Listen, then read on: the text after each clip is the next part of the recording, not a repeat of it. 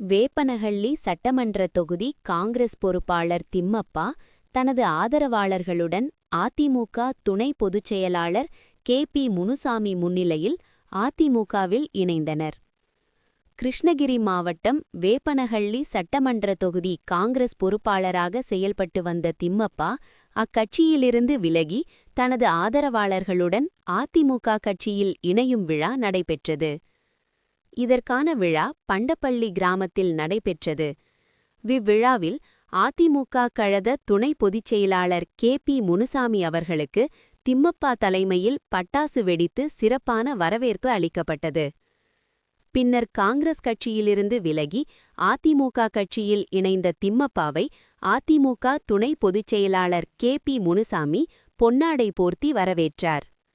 இதனைத் தொடர்ந்து திம்மப்பாவின் ஆதரவாளர்களான 500க்கு மேற்பட்டோரும் அதிமுகவில் இணைந்தவர்களுக்கு அதிமுக சால்வா அணிவித்து வரவேற்கப்பட்டது.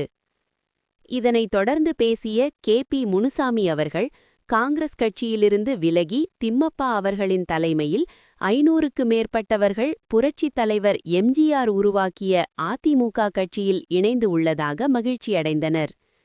மேலும் வேப்பனஹள்ளி சட்டமன்ற தொகுதிக்கு உட்பட்ட மக்களின் நலனுக்காக அதிமுக கட்சியில் இணைந்து பணியாற்ற வந்துள்ள திம்மப்பா அவர்களின் இந்த பணியினை வெகுவாக பாராட்டுகிறேன். வருகின்ற சட்டமன்ற தேர்தலில் திம்மப்பா அவர்களுடன் இணைந்து அதிமுக கட்சியை வலுப்படுத்த வேண்டும் என்று கேட்டுக்கொண்டார்.